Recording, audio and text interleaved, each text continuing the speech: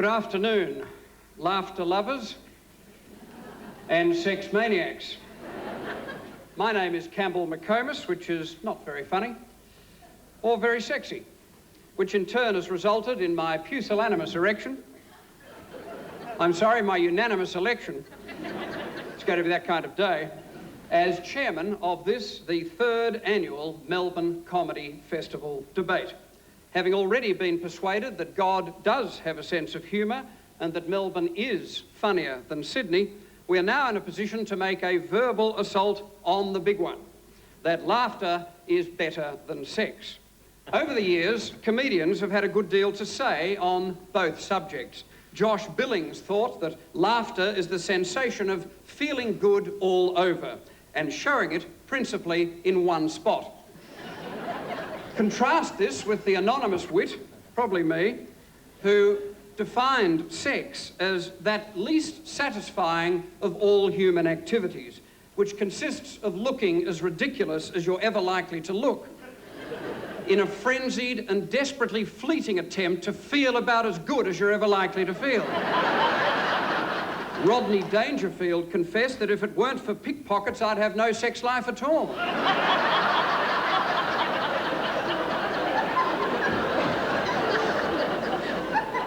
Which reminds me to remind you of the disturbing results of a poll recently commissioned by The Age. Apparently, 55% of Victorians believe most people would agree that laughter was better than sex. 33% believe a majority would disagree, and 12% did not know.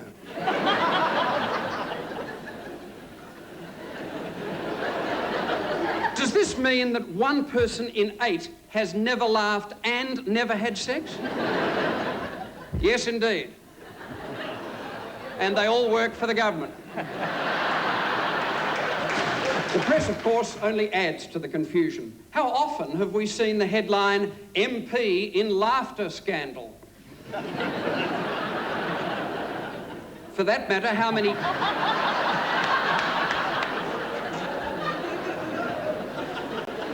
Good evening. For that matter, how many comedians end their act by lighting a cigarette and tentatively asking the audience, how was that for you? And what about you? Do you prefer to laugh with the lights out? How often can you crack a smile? 3 times a night or twice within seconds? Does the earth move when you hear the punchline? If sex splits your sides, you're simply doing it the wrong way. To adjudicate, we have no less than Victoria's former Chief Magistrate and 2-timing Beak of the Year, the hilarious and lovable John Darcy Dugan. Yep. And so, to the leader of the laughter party. Michael Gorton describes himself as modest and unassuming, and he certainly has plenty to be modest and unassuming about. Apart from having captained the state and national debating teams and the team which has won the Victorian debating competition 6 times in the last 10 years. That's a score of 60%. His sex life is even worse. Mainly because he has no time for playing around. He's too busy playing with himself as a partner in a leading national law firm. It was that celebrated judicial wit, Sir Robert McGarry, who sagely suggested that you can always tell the state of a lawyer's health by looking at his mouth. If it's shut, he's dead. To open the case for laughter, the very much alive Michael Gorton.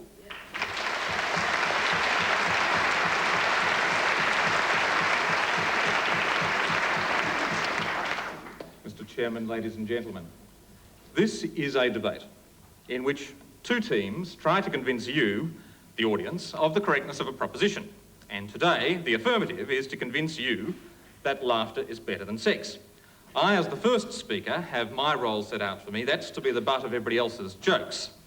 Jane Clifton, as our second speaker, carries the bulk of our argument, and as you'll see later, is the person responsible for the market research in our team.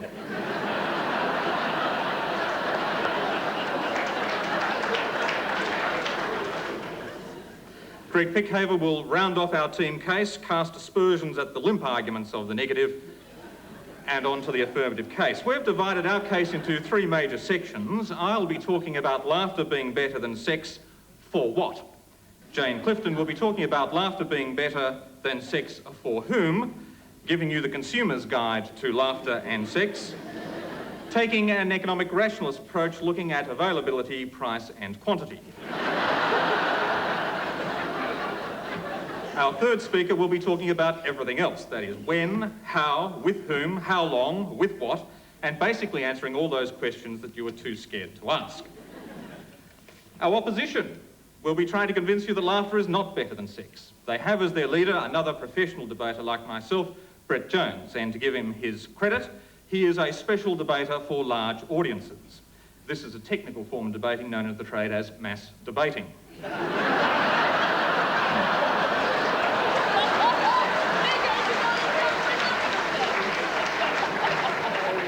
And Brett has been a talented mass debater from way back. Steve Crabb, in his full regalia today, is our beloved Minister for Water and Tourism. He comes from a government which somehow believes that potency is related to the size of the ministerial bathroom. It has been suggested that the bathroom is the only place where they know what to do. Andrew Denton will speak third for the negative. It's been suggested to me that Andrew's sense of humour has all the subtlety of a date with Mike Tyson. Sex we define as the act. For most men, that's about 30 seconds. Sex is not love, or as the Americans would say, love. It is not, as advertisers and the media would have you believe, something wonderful. It's not the sort of thing that happens when you ride a surfboard at 20,000 feet above the ground and come down and have it. It's not the sort of thing that Chances tells you about. In short, sex is that physical, short, simple act between consenting adults, or in the case of the negative, sometimes animals. And I think Mr. Crabb is wearing his today. Sex has been commented on throughout the ages. Bette Davis said, sex is God's joke on human beings. The ancient Greek Democritus said sexual intercourse is a slight attack of apoplexy. Voltaire, a well-known French philosopher who participated in an orgy and was invited back for a second night, politely declined. He said, once a philosopher, twice a pervert. Groucho Marx said, whoever called it necking was a poor judge of anatomy.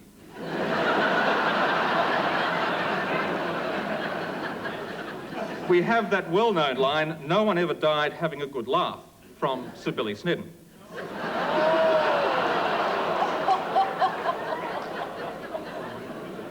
Zsa Zsa Gabor said, I know nothing about sex because I was always married. I'm here to tell you, ladies and gentlemen, that sex is not all it's cracked up to be. None of us are all that attractive. Adjudicators accepted, of course. None of us are necessarily great performers. And for men over 20 years of old, of course, they're past their prime. So really, sex doesn't have, or doesn't offer, all that it should. And we take as Exhibit A the age poll of yesterday, already mentioned, where 55% of people believe, that most people believe, that laughter is better than sex. QED, we need not do more. 33%, however, did not. 12% were undecided. Of those, 6% had never had sex and couldn't decide. 4% had never laughed and couldn't decide. 1% said they'd had sex but didn't inhale.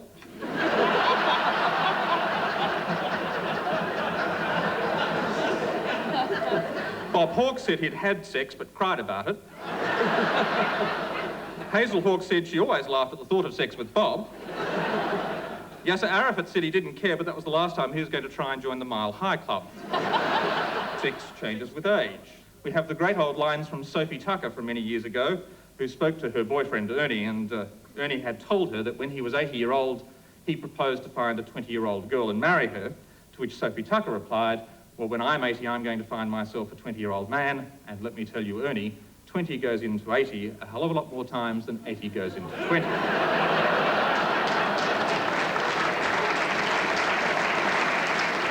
Mr. Chairman, ladies and gentlemen, laughter offers you the best of all worlds.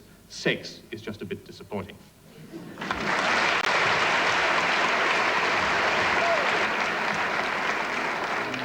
Michael Gorton leading off for the affirmative.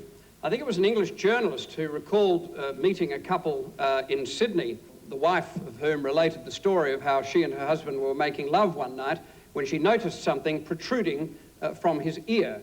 When she inquired what it was, he simply said, "Be quiet, I'm listening to the cricket." Brett Jones is not interested in cricket. Where that leaves him in relation to sex is anyone's guess. He gives nothing away to Michael Gorton today because every time he has reached the final of the Victorian debating competition, Michael's team has thrashed the pants off him. A punishment which Brett finds both extremely painful and profoundly satisfying.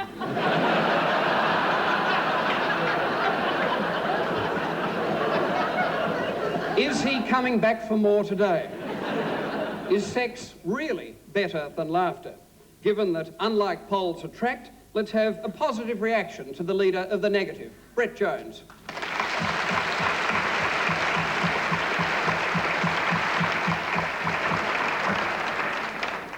In addition to Campbell McComas, there are several other unsavoury and rather unedifying aspects of this great city of Melbourne. Swanston Walk, AFL football, Steve Crabb. But something vaguely offensive, even perhaps a little unhygienic about this city today in particular, is having one person like Michael Gorton talking to you on sex and laughter. I mean, if it weren't bad enough having a man who is about as funny as a plane crash talking to you about laughter, we have Gorton on sex. You might as well have Saddam Hussein addressing a Salvation Army conference. You might as well discover Yasser Arafat doing the life jacket demonstration on your Ansett flight. Paul Keating taking a class in home economics. But now in almost his 34th year as a human being, Michael was born at the age of 50. Gorton, sexy. He told me a few weeks ago he was engaged in Shepperton. When you ask Gorton, this is so sexy, you ask Gorton about coming, he thinks you're talking about a BLF organizer. So you, ladies and gentlemen, are entitled to ask, why have you been subjected to a man like that to talk to you on this topic, that laughter is better than sex? Well, might you ask. So let me introduce the affirmative team, as perhaps Campbell should have done. First we have one H.G. Nelson, Greig Pickhaver. Now, Greig runs a radio program whose motto is commensurate with the whole idea of the great Australian avoidance of sex, sport. And the motto of the program is, where too much sport is barely enough.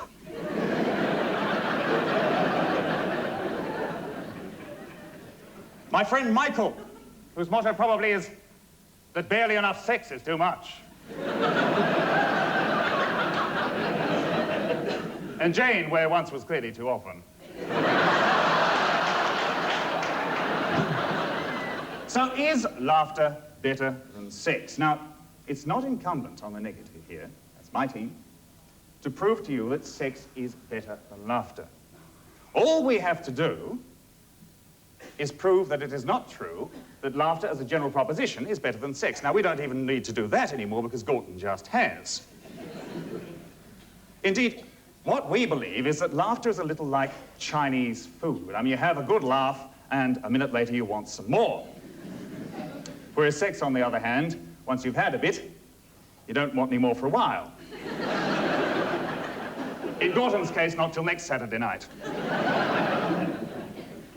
My second speaker, Steve, has come up with a fairly bizarre sort of line which involves sex and politics, but don't pay any attention to Steve, we never do, he's just a politician. I have been kindly given a right of reply to translate for Steve at the end of this debate. Andrew, our third speaker, is going to look at sex from totally different viewpoints. Firstly, sex and the smaller man. Which I have subtitled Looking at Sex from a New Angle. And secondly, sex as it is and always has been in Sydney. Thereby turning the argument bottom up, as it were.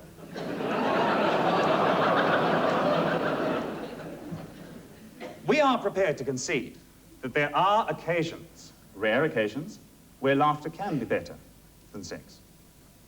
For instance, laughter can be better manners, often better manners.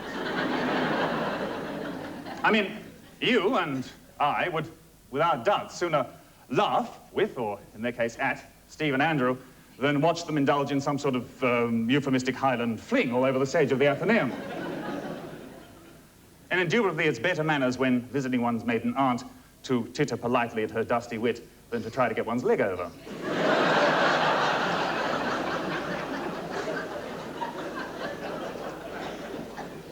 But better manners isn't really much of a better, is it? It doesn't really prove the proposition. So we have to ask, better than what? I mean, which is better for your health, laughter or sex? Well, we have heard that you can die laughing, but very few people, Mr. Stedman accepted, have ever been killed by sex. Even if you were, wouldn't you rather go that way?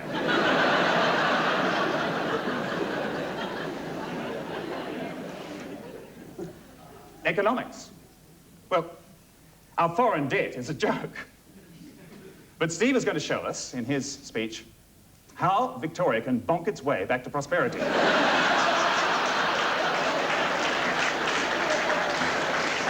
But finally, personal relations. Which is better in personal relations, laughter or sex? Well, of course, this is the sticky part of the argument. It depends on with whom you happen to be at the time. I mean, if I were out with Gorton, I would much sooner laugh at him than anything else. But in the best of all possible worlds, I wouldn't be out with Gorton.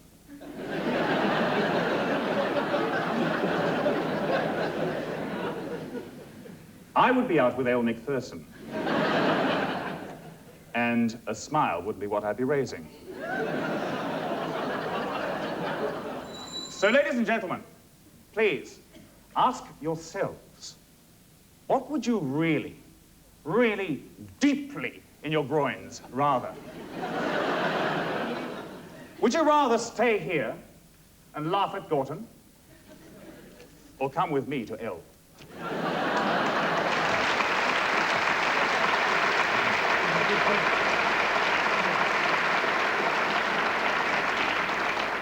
Is sex dirty?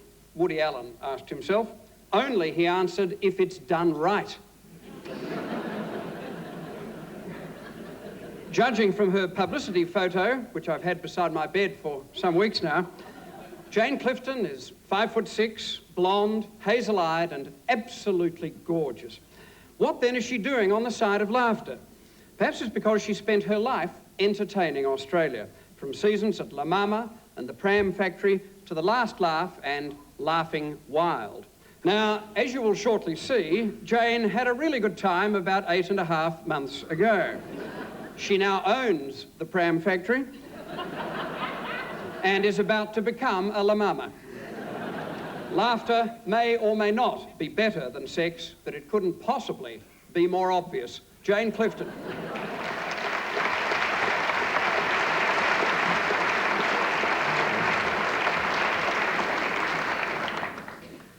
Ladies and gentlemen, I stand before you the living embodiment of why laughter is better than sex.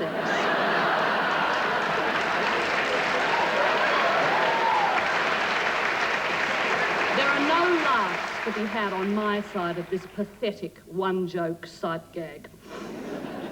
And in just a few short weeks as I lie trussed in the delivery ward, kicking and screaming and hyperventilating, and doing the only antenatal exercise the sensible senior second-time mother needs to know, which is epidural now, please!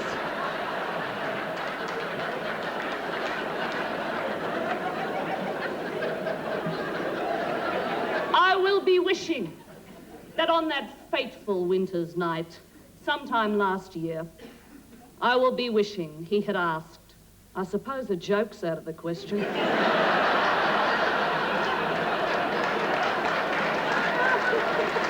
Pregnancy is the only positive medical condition that can result from sex.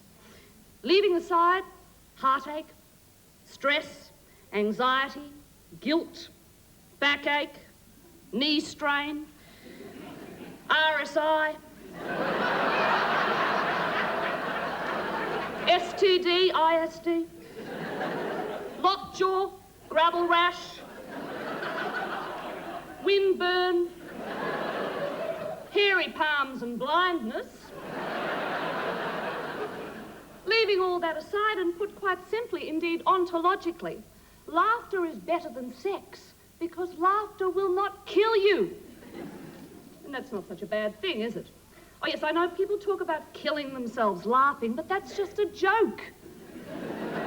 Laughter will not kill you. In fact, the converse is true. The healing powers of laughter are well documented. At laughter clinics all over the world, terminally ill and acutely stressed patients are treated by therapists in clown makeup and funny hats, armed with electric palm buzzers and whoopee cushions and pump-action water pistols. These patients know that laughter is the best medicine. Have sex and you will probably need medicine. They know you can laugh till it hurts. You can split your sides laughing.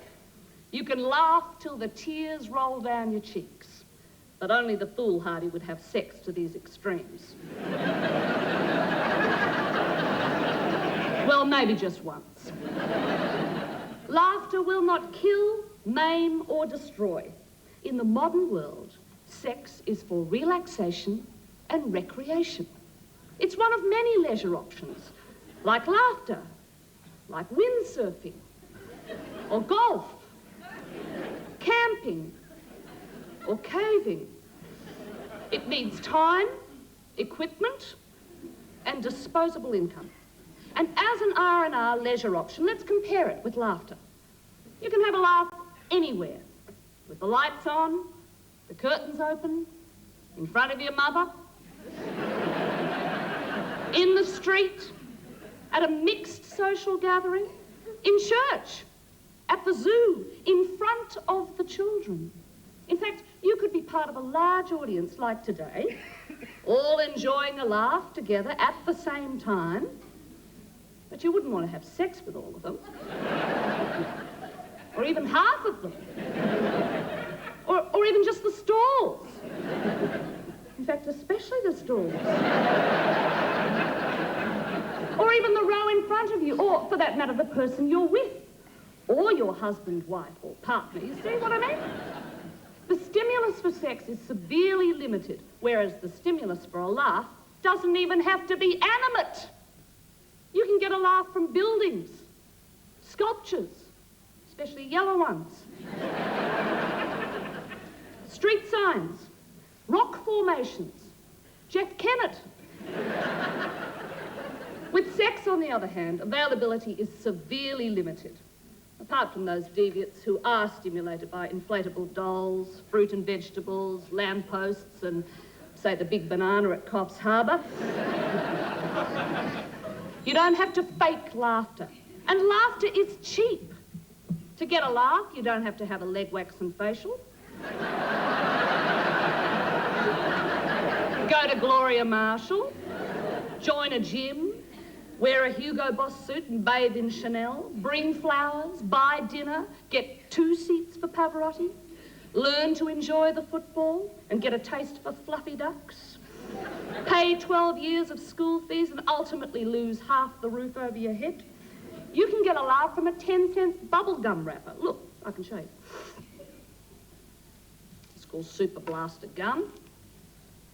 Did you hear about the sheep farmer who gave his animals iron pills so that they would produce steel wool? Was it good for you? Well, Well, too bad if it wasn't. Because I can walk away from this.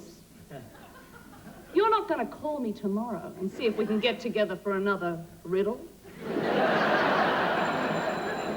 No, I can walk away from this with all my money, my dignity, and my health intact. I can laugh all the way to the bank because I can get a laugh anywhere, anytime, from anything. Ladies and gentlemen, laugh and the world laughs with you. Have sex, and it's best you do it on your own.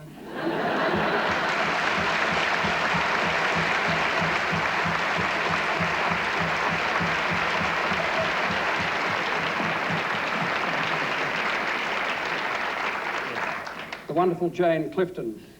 Politicians have always had a firm grip on the facts of laugh.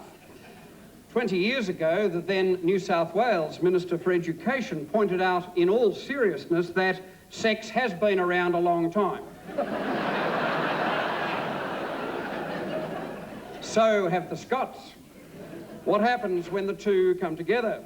According to J.M. Barrie, there are few more impressive sights in the world than a Scotsman on the make.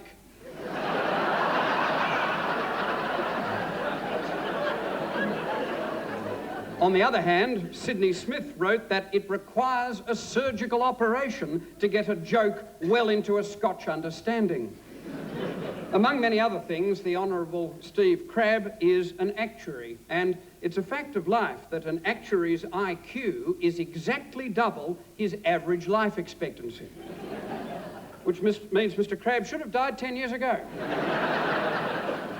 As it is, he's outstayed his welcome by being Minister for Transport, Industrial Affairs, Labour, Police, Emergency Services and Corrections, Tourism, Conservation and Environment, Water Resources, and now, apparently, sex. Well, why not? He's tried every other position. To continue the case for the negative, Steve Crabb.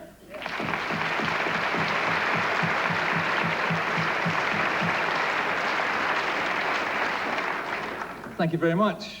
The reason I'm wearing this outfit is because the leader of my team said everybody will take the mickey out of your Scottish accent and this is the best response to it. Now, you may have noticed that no one's mentioned my bloody accent except him. So that's the real reason. It's not because my knees have a higher approval rating than I do. And it's not an answer to Phil Cleary's footy shorts. Anyway, the reason I'm here as a politician in this debate is I thought the other side was led by John Gorton, the former Liberal Prime Minister. Now, blow me, it turns up that we've got his wayward grandson, who wasn't good enough for politics. They sent him out to be a corporate tax lawyer, which of course makes him an expert in sex and laughter. Anyway, it's a bit difficult in this following Jane Clifton. It's a bit hard. I mean, this is a good sight gag that you can't really line up against that. But anyway, it's a shame that Jane, after her recent experiences, seems to prefer belly laugh to sex.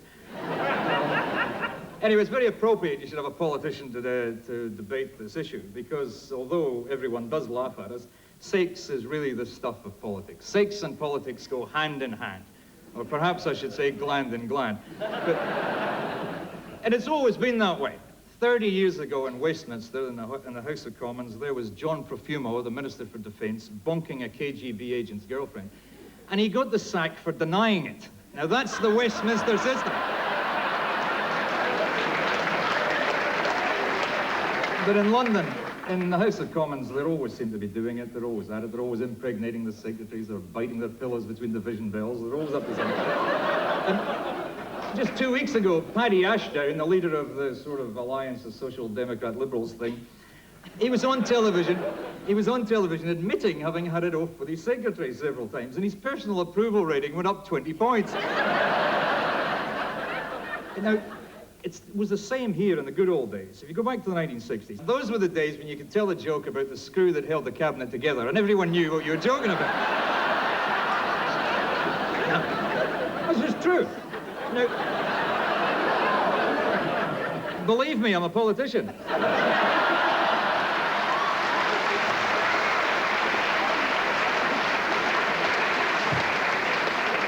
Now, since those days, there's been hardly any sex in politics, virtually none. It's all been crying and laughing. You've seen every prime minister we've had in the last 15 years has cried on television, and they've all been laughing and making jokes. No more so than Queensland. I mean, where could you have got a comedy company like Joe and Russ Hinds and Don Lane, the guy with the nose? I mean, you could not script it better than that. Queensland had us all rolling about laughing. But the national government has been even worse than the state governments. Over that time, Malcolm Fraser, for example, he never had his pants off until he became an eminent person. Bob Hawke, of course, he came to the job as a sexual legend, but he was a great disappointment.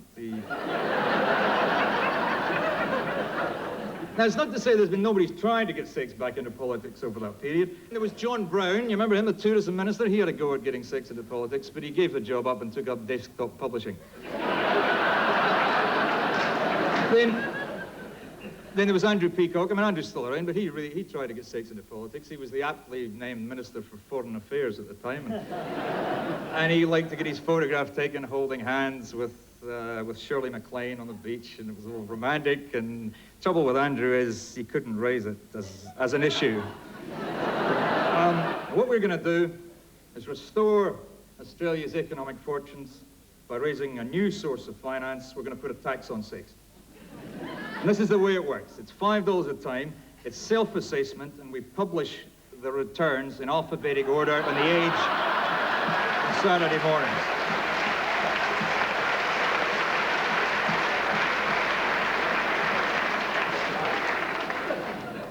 Now, the basic charge is $5.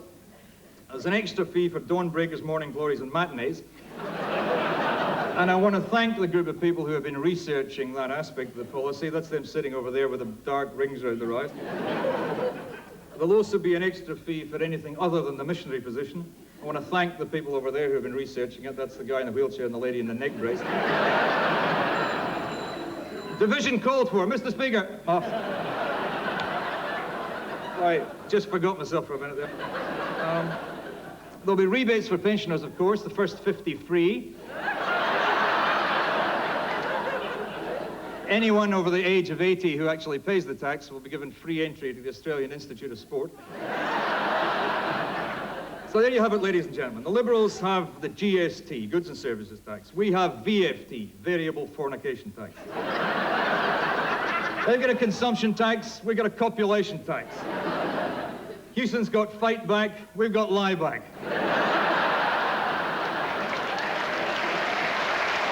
Do it for Australia. Vote for sex.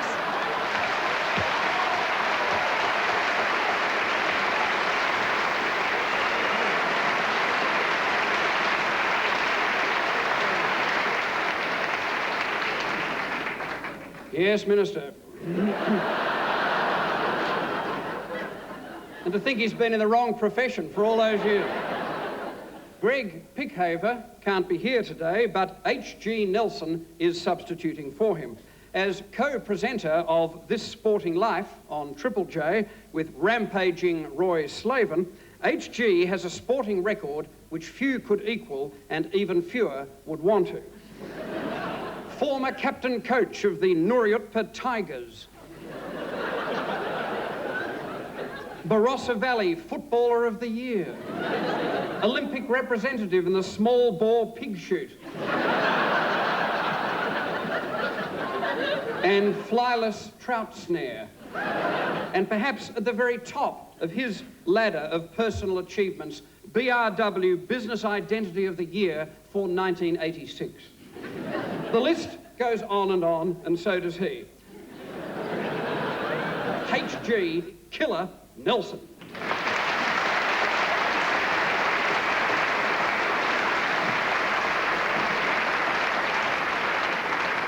Ladies and gentlemen, what a fantastic thrill it is to be here in the aptly named Zaza Gabor Annex, formerly the Athenaeum Theatre, debating this topic that laughter is better than sex. Friends, my fellow team members, Mr. Gorton and Ms. Clifton have baked, I think you'll agree, a very attractive cake, and a convincing cake for the affirmative side here this afternoon. My role in the Gabor, then, is simply to add the icing and place the strawberry on top of the delicious passion fruit frosting and the low-cal cream. My leader, Mr. Gorton's scientific analysis on the business end of the laughs and sex caper laid the foundation for a very big win. I think you'll agree, Darcy. And Ms. Clifton. Ms. Clifton, our number 2, delivered a very moving spray based on personal experience. Look, my very good friends, it is not as though we on the affirmative side have not tried the other side of the argument. We have. Ms. Clifton, some months ago, drew the short straw and gave it a go.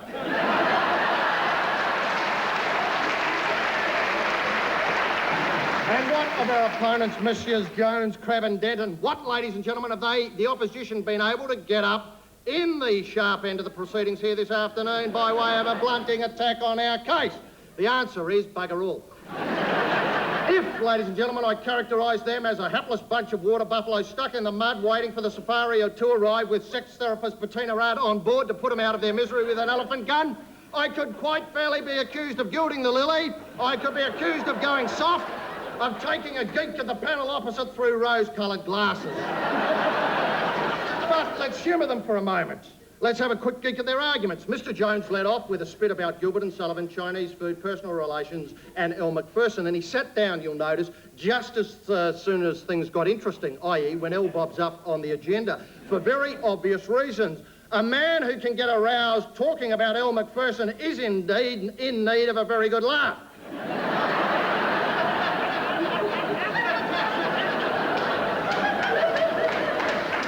And now it's time to turn our gaze to Mr. Steve Crabb. Well, Steve simply jumped up and tacked up the sign, kicked me on stupid onto the front of the fancy clobber, and that's exactly what you did. My very good friends, in all walks of life, laughter is better than sex. The Boffins tells us, as Miss Clifton has pointed out, that there's a time and place for everything, but I've always found there's a time and place for a gag, but there's not always a time and place for sex. Having said that, I want to examine some crucial case studies that have bobbed into my surgery over the recent weeks. These are not atypical consultations by any means. As you can appreciate, I'm a very busy man.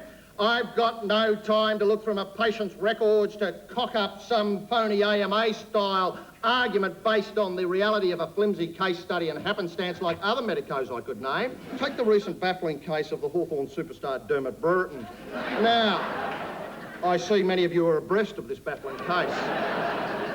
The kid was out for some weeks with what the press were describing as an inflamed hip, but these were blind reports pulling the beards put about by club doctors and butchers just for the media's, sake, and for football's impeccable credentials. Now, Dermy, as you would all know, is a very, very fit young man and very, very big, as many people here in the Gabor room can verify. And round the clinic, he's simply known as the trombone. But the instrument has been black and blue for weeks now, and you don't have to be packing an A-grade genius Jeffrey Edelston-style IQ upstairs to realise that Dermy's injury is not one normally sustained on the footy field. In fact, I believe it is impossible to sustain his sort of injury playing football, unless it may be after the match having hijinks in the showers. When the gags can come thick and fast so the tears do roll down the cheeks. But the only sound, ladies and gentlemen, Dermot remembers before it happened was not the sound of laughter, ladies and gentlemen, but the sound of the pants hitting the floor. To make this point completely clear, I ask you now all, and especially you, Darcy Dugan, to join with me now and wrap your ears around the sound of this room. And remember, ladies and gentlemen, you don't need sight for this one. So if you've used your sight earlier in your lives, feel free to participate. Darcy, ladies and gentlemen, can you hear the sound of the trousers hitting the ankles? Darcy and ladies and gentlemen, can you hear the sound of the zipper being lustily and provocatively unzipped? Darcy Dugan and ladies and gentlemen, can you hear the sound of a condom as it is slipped from the hip pocket or handbag? Your Honour, Darcy Dugan Esquire, and ladies and gentlemen, can you hear anyone on the job Bill Snedden style going for a high C on the bed fleet? Of course you can't, ladies and gentlemen, because quite simply this afternoon in the Gabor room, as elsewhere around the nation, everyone believes that laughter is in fact better than sex. It is this fact that is screaming at us with a silence, this inactivity on the wedding tackle front that remains the hardest fact for my fellow members of the opposition to refute. Ladies and gentlemen, and especially you, my learned adjudicator, when you come to score the big one unfolding here in the Gabor room, think of that silence and mark your cards. Yes, yes, yes, laughter is better than sex.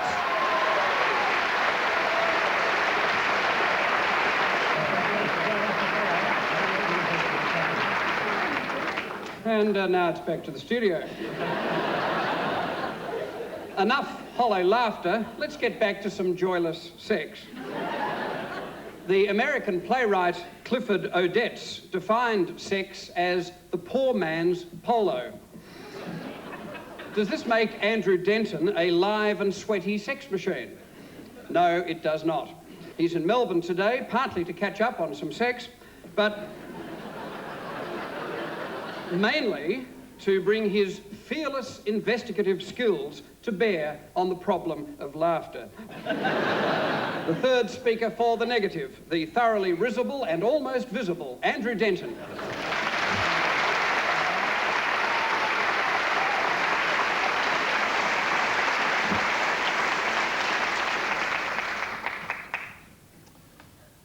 Mr. Dugan, ladies and gentlemen, I come here with a sense of disappointment. Not with my team members, who, though personally distressing to spend any time with some hygiene and conversational problems that I won't go into here, but who nonetheless have done their best in an honest sort of fashion with a wicked Scottish bro to put forward an honest argument, but disappointment with these people, known to you as the team for the Affirmative. What have they given us today in the way of debate, Mr. Gorton? If ever I've seen a lawyer, it's this man.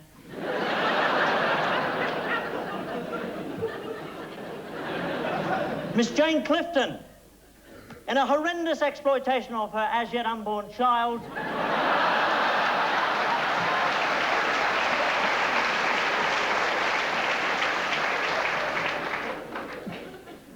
came to us as a second-time mother, saying that sex is a horrible experience. If it's that horrible, why are you a second-time mother, Jane? Miss Clifton also said that laughter won't kill you, and this is true, but by God, Jane, something will. And if it's got to be something, why not sex? And then my colleague and good friend, a man who I admire and have knelt at the robe of for many years, H.G. Nelson, disappointed me perhaps more than anyone. For in his desperate attempt to break the Guinness Book of Records for the amount of words crammed into a 10-minute space,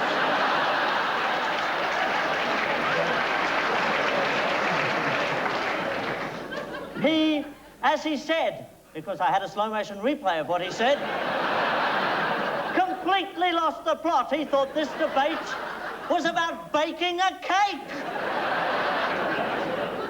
What we have seen here today is hypocrisy and cant and duplicity, and not just from these people, but from you yourselves. Honestly, Darcy, don't look at me like that, honestly. Look deep into your primal souls. You're repressing the urges that drive us on as a species. Would you really prefer a good laughter or a good root? No. And I'll give you a demonstration.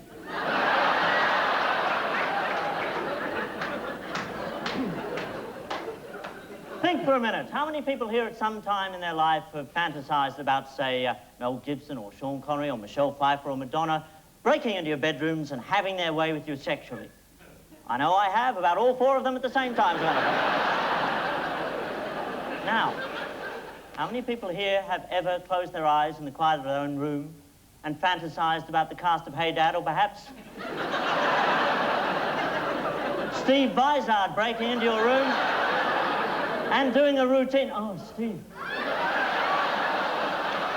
Steve. Yes? Do the thing with the arm, Steve. Yes! Yes! Yes! Oh, you're funny, Steve!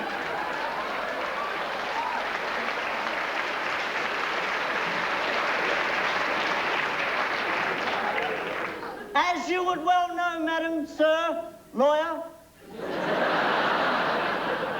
and as I sadly am here to testify, comedy is not sexy.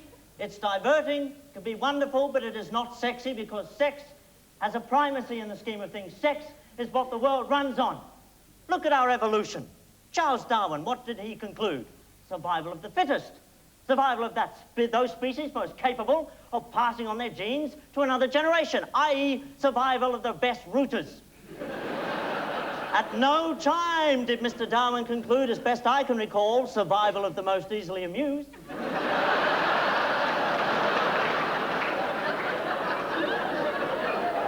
Perhaps were this so, survival of the most easily amused, perhaps the greatest moment in civilization was not the harnessing of fire for cooking, but the harnessing of the fart for joking. But maybe you're not a Darwinian, and fair enough. Maybe you believe in God. Looking at some of you, it's all you've got left. Think about it. If God had truly believed that laughter was better than sex, he wouldn't have started with 2 Jews in the Garden of Eden. He would have started with 2 Jews walking into a bar. It's obvious.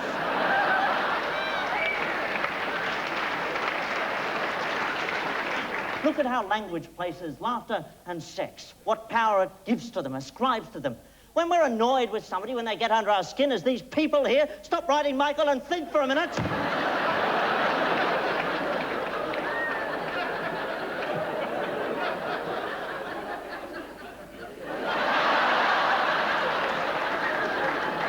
I just saw what he's writing. It's his bloody bill. When somebody gets under our skin, what do we say? We say, oh, ha-ha, very funny. But when somebody really aggravates us, and when we intend to signify to them we're going to do them, we say, you.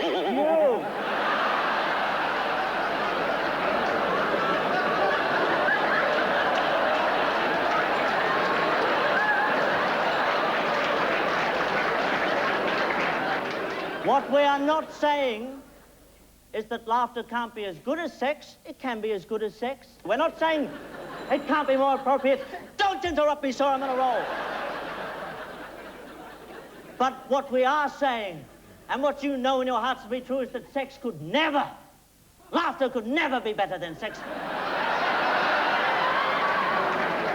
Checking if Michael was awake, that's all. Because what could be better than sex? The universal experience, the only warm flame we have in the entire existentially cold void of life. Close your eyes. You know what I'm talking about. Sex, the natural act, when a man and a woman come together as they should. One dressed as a nun, the other as an elephant. Tied up with silken threads, with bull ants, crawling over their faces, eating out their eyeballs, rolling in custard. That's what I'm talking about. Sex. Yes, I'm disappointed at the tone to which this debate has fallen today, courtesy of the Affirmative team.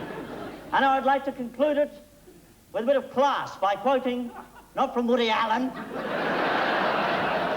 not from the legal journals that you probably sleep on at night, but from perhaps the greatest orator this country has seen in the last 30 years, a leader, a man who knows how to take an argument, sharpen it, and drive it into the very heart of the opposition, Paul Keating. And I know that if he were here this afternoon, he would say this to you, sir, and madam, by way of rebuttal.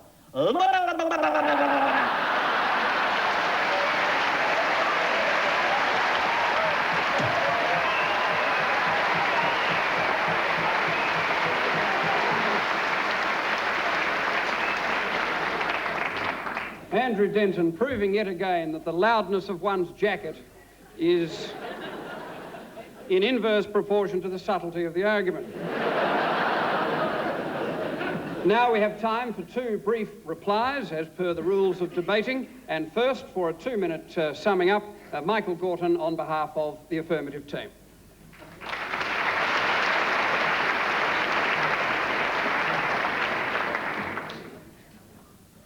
My bill. Well, it was sad. It really was. Sad and pathetic, really. I mean, they had to do it. Brett had to get up here and, apart from assertions about his own virility, laid down the universal male challenge to measure up. We had the sort of contradiction in terms, the sort of credibility problems of Mr. Crabb talking about sex and politicians. All he could do was give you the great slogan about tax on sex, and the slogan was, do it for Steve, because he can't and no one else will. We had Andrew trying to tell you that you'd all prefer sex rather than laughter. He tried to tell you that you were going to have sex with Mel Gibson, Madonna, Elle Macpherson, and 1 or 2 of you with him. What I want to know is, when you turn to the people next to you, and you don't have Mel Gibson, and you don't have Elle Macpherson, turn to the person next to you. Come on, now, everyone, turn to the person next to you. When you turn to the person next to you, answer the question, as you already have by your laughter, whether you would prefer laughter than sex. Yeah.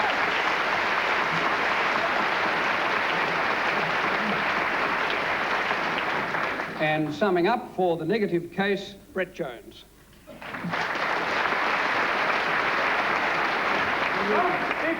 Don't be fooled for a moment. Investigate what the two sides are offering you, Darcy. The Affirmative are offering you a bit of a giggle. They're just trying to foster a moral rearmament, a moral recovery. They're trying to get back our moral health. It's up to you. This is the last chance. It's up to you to say we don't want moral health. We want to be degenerate. We want to be like Andrew.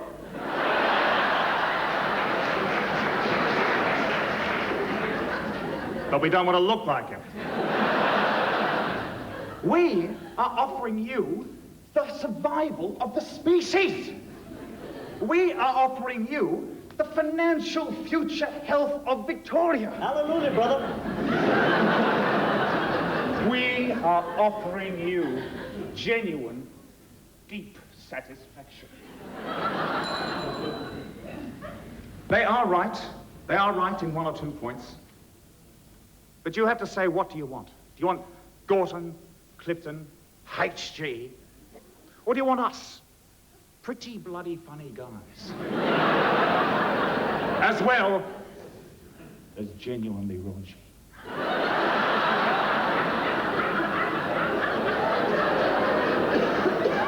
Yes, ladies and gentlemen, the Affirmative has 2 points. But only 2. The first is a small one. Laughter is better than sex. If you're Gorton. And the second, they didn't even bring up, but I'll give it to them. It's value for money. Look, the laughs you're getting here for $20. Shit on the bonk you get down St Kilda for the same money.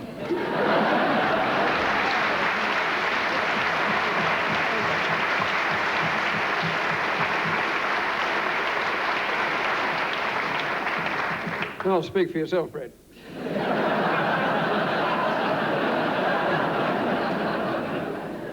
In June 1990, at the Melbourne Magistrates Court, a defendant appeared on a charge of stealing certain sex implements, to wit, 1 foreplay to love electric massager, 1 jar of hot love erection cream, 1 bottle of Spanish fly aphrodisiac, 1 tube of bold prolong, and 1 handsome up masturbator. The prosecutor told the magistrate that the items could be returned to the owner unless your worship wants them.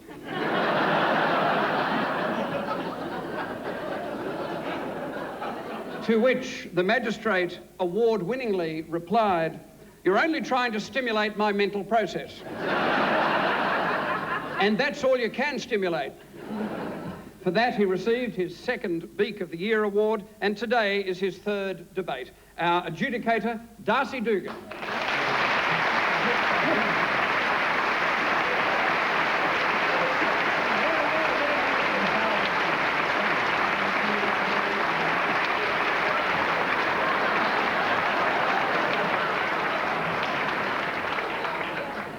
Thank you, Campbell, and good afternoon, ladies and gentlemen. Well, I suppose in this debate there's only going to be 1 winner, but I think there have been 800 winners here today. You people have been treated to something which is absolutely extraordinary and something which I believe should go on forever and ever and ever.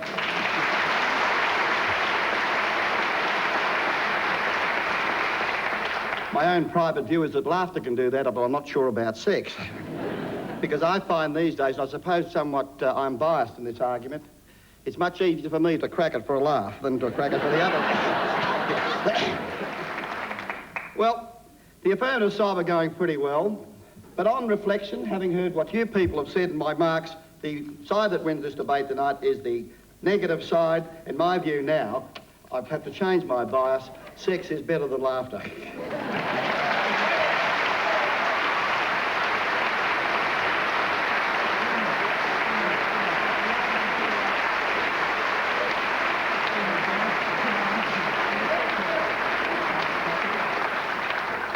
And everyone on this stage is giving up their career in comedy. So ends the debate, but the argument goes on. In the words of Victor Hugo, may laughter be the sun that drives winter from the human face. May you give the people you're close to, as Raymond Chandler put it, a smile I could feel in my hip pocket. And may you believe, as Hilaire Belloc and I do, that from quiet homes and first beginning out to the undiscovered ends, there's nothing worth the wear of winning but laughter and the love of friends. We hope you've all had a good laugh. And now, if you'll excuse us, my friends and I are going backstage for some pretty hot sex. Who said a chairman can't take sides? Good night.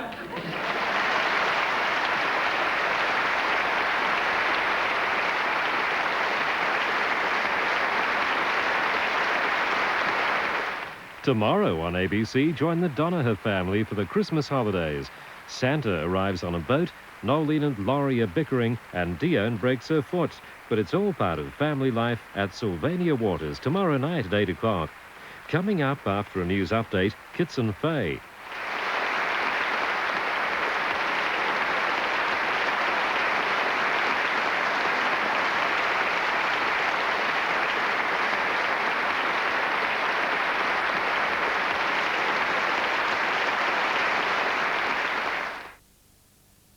The World Series debate, Is Laughter Better Than Sex?, is available on video from TV programme sales by calling 950-3173 during business hours.